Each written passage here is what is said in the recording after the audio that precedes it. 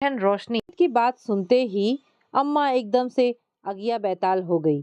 हाँ हाँ, अब वह बड़े घर की मालकिन जो बन गई है ना, उसे अब अपने भाइयों की याद क्यों आने लगी।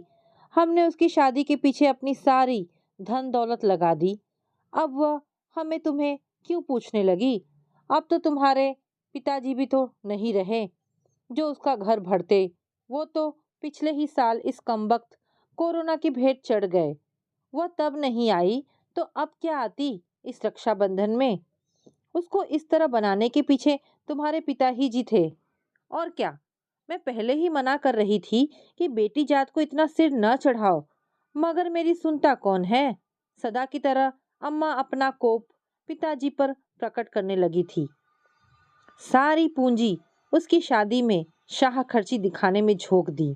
जरा भी ना सोचा कि तीन तीन बेटे हैं, उनका क्या होगा। अब भूख तो सभी महारानी की बात। भाइयों को सहयोग करना तो दूर, देखने के लिए फुर्सत तक नहीं।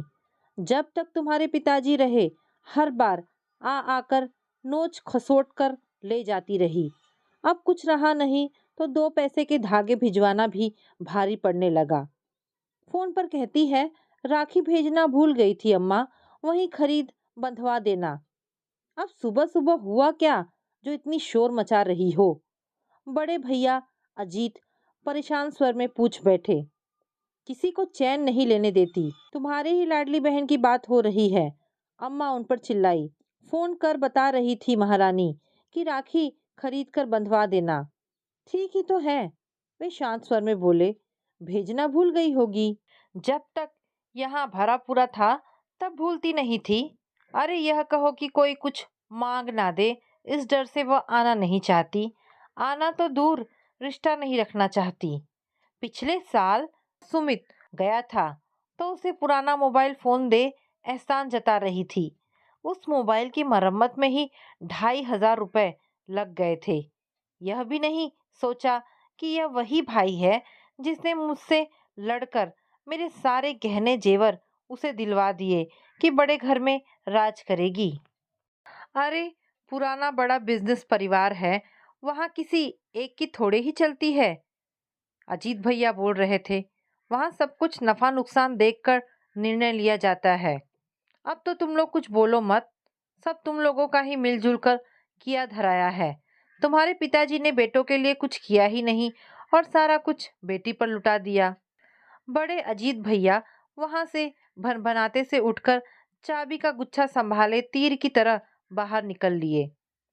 मंझले भाई अजय अपनी स्कूटी स्टार्ट कर पेट्रोल पंप की ओर चल दिए, जहां वे कैशियर का काम देखते थे। सभी अभी तक घर में इसी राखी की आस में बैठे थे, मगर जब वह आई ही नहीं तो रुकना बेकार था।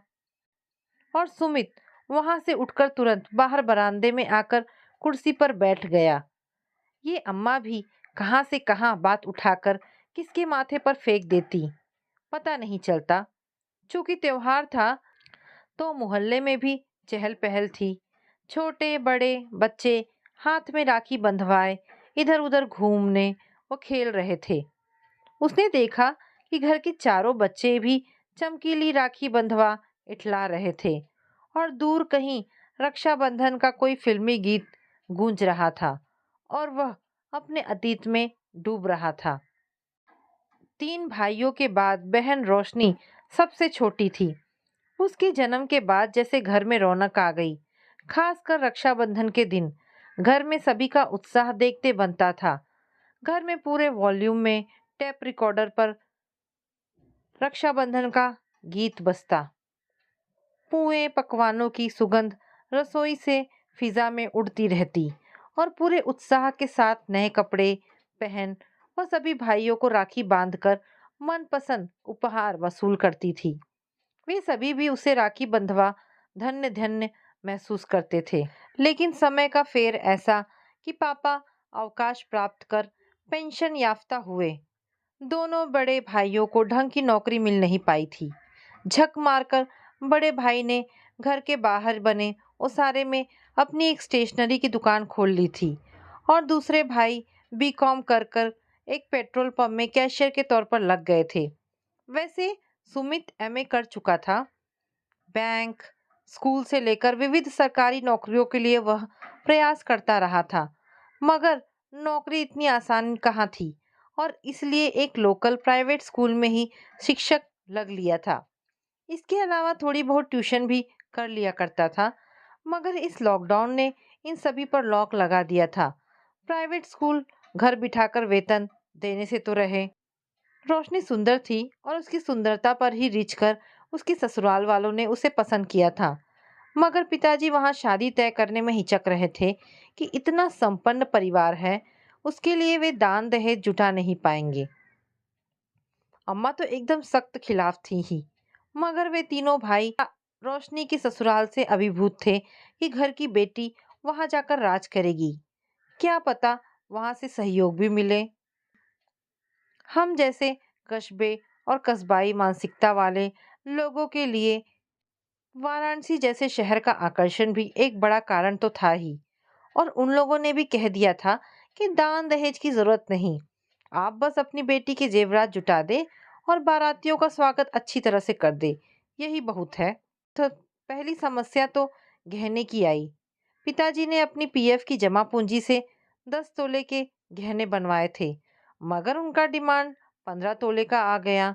तो अम्मा के कुछ जेवरों को उनमें शामिल कर उनकी इच्छा पूरी करने की बात आई। अम्मा का कहना था कि सब इसे ही दे दूंगी तो सुमित की शादी में क्या दूंगी। अम्मा पिताजी की इस बकझक के बीच वह बोला, मेरी चिंता मत करो, बहन बड़े घराने में ब्याही जा रही है, इसके अलावा हमें और क्या चाहिए। मगर इसके बाद कार की मांग भी आ गई। इसके अलावा कपड़े बर्तन फर्नीचर में लाखों लग गए। कहाँ तो 200 बारातियों के आने की बात थी, अंतिम समय में पता चला कि बाराती 300 की संख्या में आने वाले हैं। और इस तरह खर्च बढ़ता चला गया था। पिताजी के साथ सभी भाई सिर्फ इस बात के लिए आश्वस्त थे कि बहन बड़े घर में जा रही है। औकात से बढ़कर लेन देन हुआ। दोनों बड़े भाइयों ने अधिक खर्च ना हो इसके लिए अपने ससुराल से मिले अनेक सामान भी दे दिए थे, मगर फिर भी रोशनी असंतुष्ट थी कि उसे अपने मायके से कुछ नहीं मिला और यही शिकायत लिए वह अपने ससुराल को विदा हुई। और उसी बहन को अब फुर्सत नहीं थी कि पलटकर मायके की गिरती हैसियत व प्रतिष्ठा का ध्यान रखे। पहले हर रक्षाबंधन के वक्त वह घर चली आती थी और नेक के तौर पर महंगे महंगे उपहार वसूल कर जाती थी। वैसे वह जब भी आती अपने ससुराल की प्रशंसा में जमीन आसमान के कुलाबे मिलाती, सभी को उनकी ही नजरों में छोटा कर जाती थी। कभी उससे यह नहीं हुआ कि वह अपने भाई भाभीियों को छोड़ दे, भतीजे भतीजियों के लिए कुछ उपहार ला दे। अम्मा के अनुसार उसने देना नहीं सिर्फ लेना सीखा है। पिताजी के रिटायरमेंट के बाद वैसे भी इस घर की स्थिति कमजोर होती जा रही थी। पेंशन से क्या होना था और दोनों भाई थक हार कर छोटी सी दुकान व नौकरी में सिमट गए थे। रही सही कसर लॉकडाउन ने तोड़ दी थी। उधर रोशनी के ससुराल में अच्छा व बड़ा मेडिकल स्टोर था, जिसमें 9 नौकर काम करते थे और वह मेडिकल स्टोर लॉकडाउन से अप्रभावित था। फिर उन्हें किस बात की कमी रहती। सभी इन स्थितियों को समझ रहे थे। नहीं समझ रही थी तो वह थी उनकी बहन रोशनी, और इसलिए अम्मा उसके नाम भर से चिढ़ जाती थी। विवाद की शुरुआत तब हुई जब रोशनी ने अपने ससुराल के उच्च स्तरीय संबंधों की प्रशंसा के पुल बांधने शुरू कर दिए। सुमित उसी समय एक सरकारी स्कूल में शिक्षक पद के लिए इंटरव्यू दे चुका था। उसने इसके लिए उससे सिफारिश करवाने की बात कही तो वह साफ मुकर गई। कहने लगी, मेरे ससुराल के लोग इसके सख्त खिलाफ हैं। तो रिश्तेदारी किस बात की? अम्मा बोली, अपने भाई के लिए ही कहना सुनना करेगी ना, एक बार कहकर तो देखो। और इस प्रकार अम्मा के अनुसार सुमित की नौकरी होते होते रह गई थी। इसके पूर्व घर में एक और घटना घट चुकी थी। अजीत भैया दुकान का विस्तार करना चाहते थे, मगर इसके लिए पूंजी की जरूरत थी। अम्मा ने एक बार रोशनी से कहा भी कि अपने घर में चर्चा करके देखो, शायद मदद कर दे।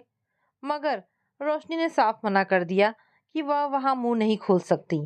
बाद में अजीत भैया के ससुराल वालों ने उनकी मदद की तो दुकान आगे बढ़ा पाए थे, लेकिन समय बेसमय के लॉकडाउन के चक्कर में उनकी दुकान प्रभावित हुई थी। पिछले वर्ष सुमित किसी काम से वाराणसी गया तो रोशनी के घर भी चला गया था। रोशनी ने उसकी औपचारिक आवभगत की। शाम में जब वह चलने लगा तो एक बार भी यह नहीं कहा कि रात में कहाँ लौटोगे, आज यहीं रुक जाओ। वह उसके छोटे से मोबाइल को देख आश्चर्य दिखाती बोली, आजकल के जमाने में ऐसा मोबाइल चलाते हो सुमित भैया, क्या किया जाए। वह फीकी हंसी हंसकर बोला था, सब समय का फेर है, ढंग की नौकरी लगते ही स्मार्टफोन ले लूंगा। रोशनी अंदर जाकर एक पुराना मोबाइल ले आई और उसे देते हुए बोली, इसे रख लो, ज़्यादा पुराना है नहीं। मेडिकल स्टोर में किसी पार्टी ने इन्हें नया मोबाइल फ़ोन गिफ्ट किया था, उसी से मेरा काम चलता है और यह यूं ही बेकार पड़ा रहता है। सो अब तुम इसका उपयोग करो। घर वापस आने पर सारी बात जानकर अम्मा ने फिर उसे कोसना शुरू कर दिया था। बहुत दानी बनती है महारानी, यह नहीं हुआ कि नए वाला ही फोन दे दे, आखिर उसे भी तो वह मुफ्त में ही मिला था। इसकी मरम्मत में 2,000 रुपये निकल गए। कभी तो यह हुआ नहीं कि इस 5 एक साल में किसी आते जाते भाई को सस्ता सूती कपड़ा ही पकड़ा जाती। इतनी बार यहाँ आई गई और गठरिया बांध ले गई, मगर मजाल की कभी अपने भतीजे भतीजियों के लिए कुछ लाई हो या चलते वक्त उनके हाथ में 1 रुपया भी धरा हो। ऐसी स्वार्थी घटिया बहन किसी ने देखी भी ना होगी। अम्मा के कटाक्षों से आहत सुमित बोला था, चलो कोई बात नहीं, बड़े भैया का बेटा अशोक मैट्रिक में आ गया है, लॉकडाउन की वजह से अभी उसकी ऑनलाइन पढ़ाई होती है, उसके लिए यह काम आएगा। और सचमुच अशोक उस पुराने ही सही स्मार्टफोन को पाकर बहुत खुश हुआ था। पढ़ाई में वह तेज तो था ही और अब तकनीकी सहयोग मिलने से उसकी पढ़ाई भली भांति होने लगी थी। इसी का नतीजा था कि वह मैट्रिक की परीक्षा में 90% नंबर लाने में सफल रहा था। मगर आज इस रक्षाबंधन के त्योहार में अम्मा की जीभ कतरनी की तरह चल रही थी। परिवार आखिर कहते किसको हैं? एक दूसरे के सलाह सहयोग से ही रिश्तेदारी चलती है। एक पड़ोस के रामेश्वर बाबू हैं जो अपनी बेटी माया की बड़ाई करते नहीं थकते। और क्यों ना करे, वे बैंक की अच्छी नौकरी में है, फिर भी हर दूसरे चौथे महीने माँ बाप का हाल चाल लेती रहती है। अरे हाल चाल तो बस बहाना है, इसी बहाने घर भर का घटा बढ़ा पूरा कर जाती है। पिछले साल लॉकडाउन के वक्त वह हर महीने राशन पानी भिजवाती रही थी। उसको तो उसकी ससुराल में कोई कुछ नहीं कहता, मगर इस बेटी रोशनी को देखो, बड़े घर की बहू बन गई है ना। खैर, दिन सबके एक से नहीं रहते। तो दोस्तों, ये छोटी सी कहानी यहाँ पर समाप्त होती है। आशा करती हूँ कहानी पसंद आई होगी। पसंद आई है तो प्लीज़ इसे लाइक एंड शेयर करें। धन्यवाद दोस्तों।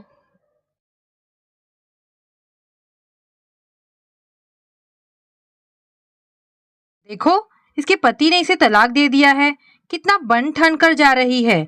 हाँ, यही लक्षण होंगे, तभी तो छोड़ दिया। स्नेहा का दिल किया इन पड़ोसियों के पास जाकर बोले, तलाक उसने नहीं मैंने दिया है, पर किस किस को सफाई देगी। तलाकशुदा होने का दर्द सिर्फ वही समझ सकता है जिसने वो पीड़ा झेली हो। एक स्त्री का तलाकशुदा होना उसके चरित्र का अच्छे बुरे का आकलन बन जाता है।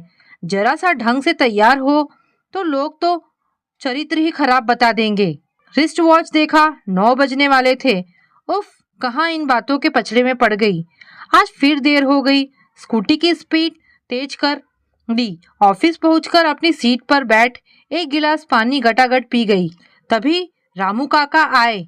साहब ने आपको याद किया। आती हूँ कह स्नेहा बुझे मन से बॉस के कैबिन में पहुंच गई। माथे का पसीना पोंछते दरवाजा धकेल कर अंदर गई।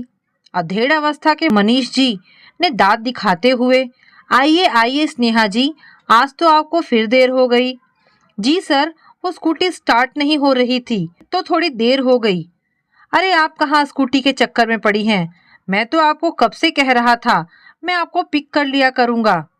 हद है, मेरे बराबर इसकी बेटी है पर इसे मुझ पर आंख गड़ाते शर्म नहीं आती। मन ही मन उबलते हुए स्नेहा ने मीठी आवाज में कहा, अरे नहीं सर, आप रोज रोज कहाँ परेशान होंगे, इसमें परेशानी की क्या बात स्नेहा जी, ये तो हमारा सौभाग्य है। हम तो आपकी सेवा में हमेशा हाजिर हैं।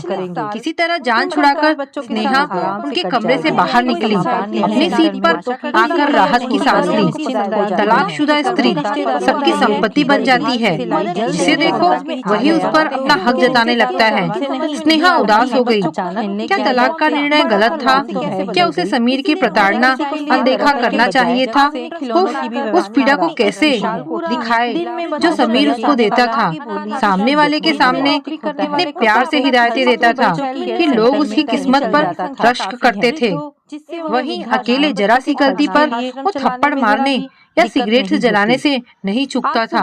हाथ में पड़े सिगरेट के दाग छुपाने के लिए वो पूरे बाजू वाले कपड़े पहनती थी। ये कैसा प्यार का इजहार था। माँ पापा को बता नहीं पाई, न उन जख्मों को दिखा पाई, क्योंकि उनकी आंखों पर तो समीर ने जादुई पट्टी बांध रखी थी। उसके छोटे भाई बहनों पर समीर दिल खोल कर पैसे लुटाते थे।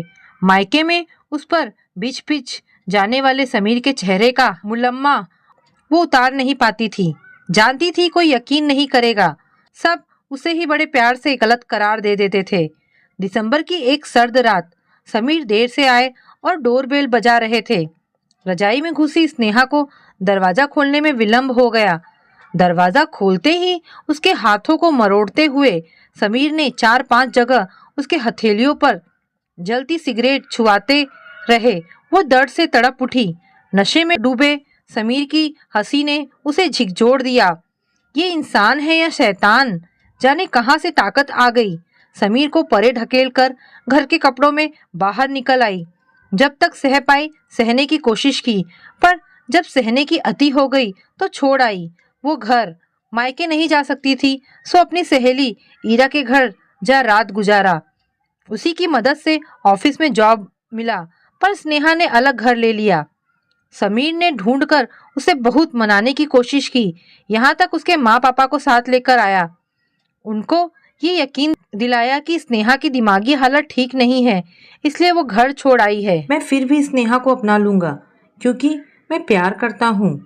इससे समीर ने दर्द भरे स्वर में कहा। माँ के बहुत समझाने पर उसने अपने हाथों पर जलने के निशान दिखाए। उसके अपने माँ पापा ने उसकी बात पर विश्वास ना कर समीर की तरफदारी करने लगे। वो समझ गई कि उसके माता पिता पर समीर का जादू सर चढ़कर बोल रहा है।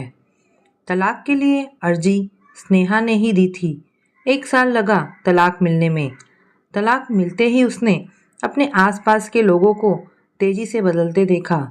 हर इंसान उसे उपदेश देने का हक रखने लगा, खुद भले ही कैसा हो, पर उसे सुधरने की राय देने लगा। तलाकशुदा होकर उसने तलाक की पीड़ा समझी। जो पहले दोस्त थे, उनको लगता कहीं उनके पति पर ना डोरे डाल दें, वे दूर होने लगे। एक नारी ही दूसरी नारी की पीड़ा नहीं समझ पाती। स्नेहा एक बार फिर अवसाद में डूबने लगी। स्नेहा सर झटककर पुरानी यादों से बाहर आ गई। हर समय डर कर या उदास होकर नहीं जिया जा सकता है। बॉस के कमरे से बाहर आ सीट पर बैठी तो उसके उदास परेशान चेहरे को देख बगल में बैठी लाजो जी ने, स्नेहा गलत बातों का जवाब हिम्मत से देना चाहिए, तुमको उदास और परेशान नहीं होना चाहिए। याद रखो, अपनी खुशियों की चाबी को खुद ही ढूंढना पड़ता है। हिम्मत रखो, सब ठीक हो जाएगा। स्नेहा को लाजो जी के कहने का मर्म समझ में आ गया। अगले दिन जैसे ही स्कूटी निकाली, फिर वही ताने उलाहने व्यंग्यात्मक हंसी का दौर चालू हुआ। स्नेहा स्कूटी रोककर महिला मंडल के पास गई। हर तलाक सिर्फ पति ही नहीं देता, बल्कि पत्नी भी देती है। मैंने खुद पति की प्रताड़ना से परेशान होकर उनको तलाक दिया है। तलाक देने का ये मतलब नहीं कि मैं चरित्रहीन हो गई या सबके लिए सहज सुलभ हो गई। मुझे भी सामान्य जीवन जीने का उतना हक है जितना आपको है, और कम से कम एक स्त्री होने के नाते दूसरी स्त्री को सहयोग दे। मैंने तो हिम्मत की, आप लोग अपना देखे। कह स्कूटी की चाबी घुमाते स्कूटी स्टार्ट कर चल दी। पीछे छोड़ गई एक सच की स्तब्धता।